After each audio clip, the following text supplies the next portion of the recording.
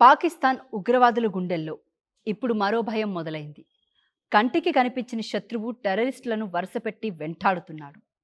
ఎక్కడి నుంచి దాడి జరుగుతుందో తెలీదు. ఎవరు టార్గెట్ చేస్తారో తెలీదు. ఎప్పుడు తమ వంతు వస్తుందో తెలీదు.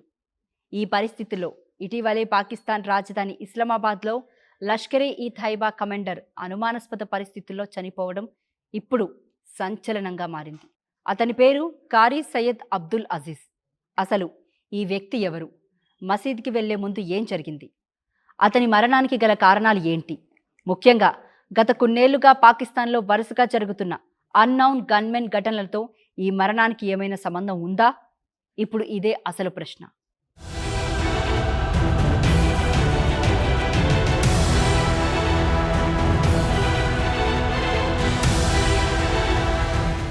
కారీ సయ్యద్ అబ్దుల్ అజీజ్ లష్కరీ ఈ తైబాలో సీనియర్ స్థాయిలో పనిచేసినట్లు నివేదికలు చెబుతున్నాయి.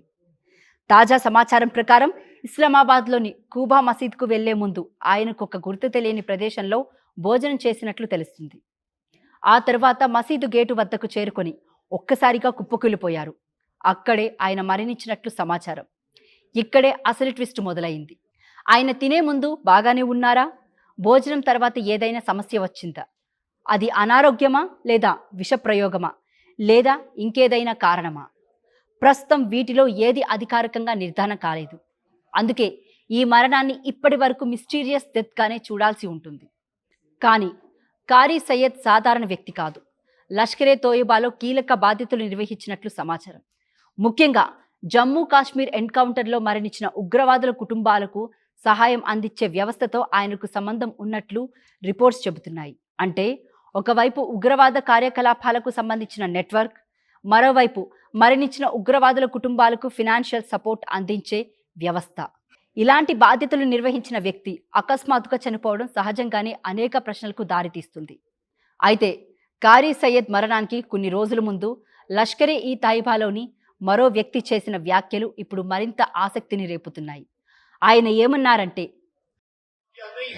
गुज़श्ता 3-4 सालों के अंदर 30 से ज्यादा वाकयात हो चुके हैं कि हमारे भाइयों को शहीद किया गया। किसी को पेशावर में, किसी को कराची में, किसी को पिंडी में, किसी को रावलाकोट में, किसी को मुजफ्फराबाद में। जुर्म क्या है? जुर्म सिर्फ ये है कि हम ला इलाहा इल्लल्लाह के मानने वाले हैं। ये पहला वाकया नहीं है।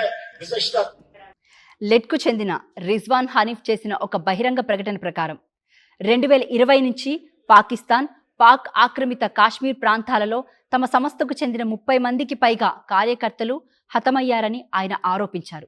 పేషవర్, కరాచీ, రావల్పిండి, ముజాఫరాబాద్, రావల్కోట్ ఇలా పలు ప్రాంతాల్లో తమ సభ్యులు గుర్తు తెలియని వ్యక్తుల చేతిలో చనిపోయారని ఆయన పేర్కొన్నారు. ఒక టెర్రరిస్ట్ ఆర్గనైజేషన్కు చెందిన వ్యక్తే తమ సంస్థల్లోని 30 మందికి పైగా సభ్యులు ఇలా హతమయ్యారని బహిరంగంగా మాట్లాడడం సాధారణ విషయం కాదు. ఎందుకంటే ఉగ్రవాద సంస్థలు తమ నష్టాలను బయటకు చెప్పడానికి ఇష్టపడవు. కానీ ఇక్కడ మాత్రం మా వాళ్ళు వరుసగా చనిపోతున్నారు అనే స్థాయిలో మాట్లాడడం ఇప్పుడు చర్చకు దారితీసింది. అయితే ఈ హత్యల వెనుక ఎవరు ఉన్నారనే విషయం మాత్రం నిర్ధారణ కాలేదు. రిజ్వాన్ హనీఫ్ మాత్రం ఈ ఘటనకు భారత్ ఏజెంట్లే కారణమని ఆరోపిస్తున్నారు. ఇండియానే ఇదంతా చేయిస్తుందని అనడానికి ఆధారాలు మాత్రం లేవు.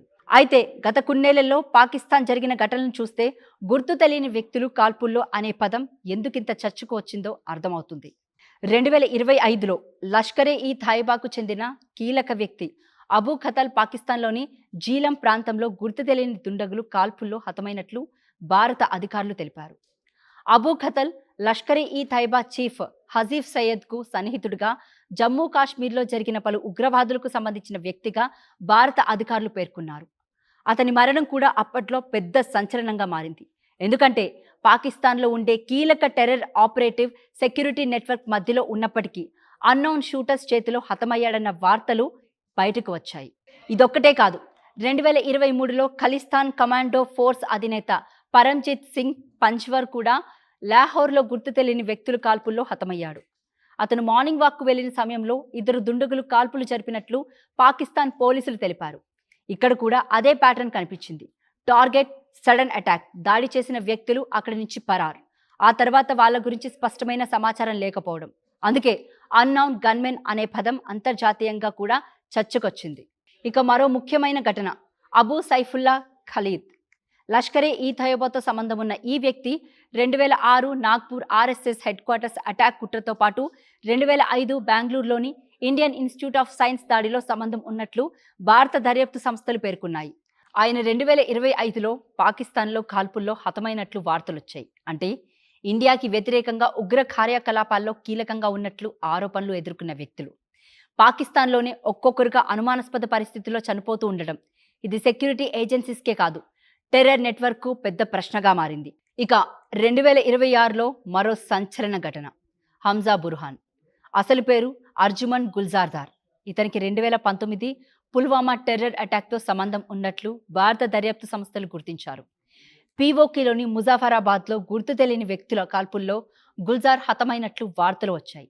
అతనిపై భారత్ యూఏపీఏ కింద 2022లో కూడా కేసు ఫైల్ అయింది. ఒకవైపు పాకిస్తాన్లో లెట్ నెట్వర్క్, మరోవైపు ఇండియా ఫోకస్డ్ టెర్రర్ గ్రూప్స్ సంబంధించిన కీలక వ్యక్తులు వరుసగా టార్గెట్ అవుతున్నారు అనేది ఇప్పుడు మరింత బలంగా వినిపిస్తుంది. కానీ ఇక్కడ మరో ప్రశ్న వస్తుంది. ఇవన్నీ ఒకే నెట్వర్క్ పనిచేస్తుందా, లేదా పాకిస్తాన్లోని ప్రత్యర్థి తీవ్రవాద గ్రూపుల మధ్య ఇంటర్నల్ రివెంజా, లేదా వ్యక్తిగత గొడవల, ఆర్థిక వివాదాలు కారణమా, లేదా విదేశీ ఇంటెలిజెన్స్ ఆపరేషన్సా? ఇప్పటి వరకు ప్రతి ఘటనకు ఒకే సమాధానం ఉందని చెప్పడానికి ఆధారాలు లేవు. అన్నోన్ పర్సన్స్ దాడుల వెనుక ఎవరు ఉన్నారనే విషయాన్ని ఊహాగానాలుగా కాకుండా ఎవిడెన్స్ ఆధారంగా చూడాల్సి ఉంటుంది. అయితే కారీ సయ్యద్ అబ్దుల్ అజాజ్ మరణం మాత్రం ఒక స్పెషల్ డౌట్ లేవనెత్తుతుంది. ఇతను కాల్పుల్లో చనిపోలేదు. మసీదు గేటు వద్ద కుప్పకూలి మరణించాడు. మరణానికి ముందు ఒక రెస్టారెంట్లో భోజనం చేశాడు. ఇప్పుడు అందరి దృష్టి ఒక విషయం పైనే. పోస్ట్ మార్టం రిపోర్ట్ ఏం చెబుతుంది? ఆయన శరీరంలో ఏదైనా విష పదార్థం కనిపించిందా, లేదా సహజ మరణమా, లేదా మరేదైనా కారణమా? ఈ ప్రశ్నలకు అధికారిక సమాధానం వచ్చిన తర్వాతే అసలు విషయం బయటపడుతుంది. ఇక ఈ ఘటనతో పాకిస్తాన్లోని టెర్రర్ నెట్వర్క్స్లో మెంటల్ ప్రెషర్ పెరిగే అవకాశం ఉంది. ఎందుకంటే ఒక ఉగ్రవాది బయట శత్రువుల గురించి మాత్రమే భయపడాల్సిన పరిస్థితి కాదు. తన సొంత నెట్వర్క్లో, తన చుట్టూ ఉన్న వ్యక్తుల్లో తాను సురక్షితంగా ఉన్నాడా అనే అనుమానం కూడా మొదలైతే అది ఏ సంస్థకైనా సమస్యే. అందుకే అన్నోన్ గన్మెన్ కథలో అసలు ఇంపాక్ట్ కేవలం మరణించిన వ్యక్తుల సంఖ్య కాదు, భయం అతిపెద్ద ఆయుధంగా మారుతుంది. ఒకవైపు పాకిస్తాన్లో టెర్రర్ ఆర్గనైజేషన్స్పై అంతర్జాతీయ ఆంక్షలు ఉన్నాయి. లష్కరే ఈ తైబాపై యునైటెడ్ నేషన్స్ ఆంక్షలు కూడా ఉన్నాయి. 2008 ముంబై టెర్రర్ అటాక్స్తో లెట్కు సంబంధం ఉన్నట్లు అంతర్జాతీయంగా విస్తృతంగా నమోదయ్యింది. అలాంటి సంస్థకు చెందిన కీలక వ్యక్తులు పాకిస్తాన్లోని వరుసగా టార్గెట్ అవుతున్నారన్న వార్తలు రావడం ఆ దేశ భద్రత వ్యవస్థపైనే ప్రశ్నలు లేవనెత్తుతుంది. గత కొన్ని సంవత్సరాలుగా పాకిస్తాన్లో జరిగిన వరుస ఘటనల నేపథ్యంలో ఈ మరణం మాత్రం సహజంగానే మరిన్ని ప్రశ్నలను రేకెత్తిస్తుంది. మొత్తంగా చూస్తే పాకిస్తాన్లో టెర్రర్ నెట్వర్క్లకు సంబంధించిన ఒక ఆసక్తికరమైన పరిణామం కనిపిస్తుంది. కీలక వ్యక్తులు టార్గెట్ అవుతున్నారు. కొంతమంది అన్నోన్ షూటర్స్ చేతిలో చనిపోతున్నారు. కొన్ని ఘటనలో అసలు కారణం ఇప్పటికీ మిస్టరీగానే ఉంది. ఇప్పుడు తాజాగా లష్కరే ఈ తైబాకు చెందిన సీనియర్ ఆపరేటివ్ కారీ సయ్యద్ అబ్దుల్ అజీజ్ కూడా అనుమానాస్పద పరిస్థితిలో చనిపోయాడు.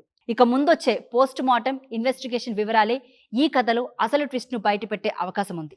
అయితే ఒక విషయం మాత్రం స్పష్టం. ఉగ్రవాదం పెంచుకున్న నెట్వర్క్లోనే ఇప్పుడు భయం పెరుగుతుందా? ఎవరు టార్గెట్ చేస్తారో తెలియదు, ఎప్పుడు టార్గెట్ అవుతామో తెలియదు అనే పరిస్థితి నిజంగానే ఏర్పడిందా?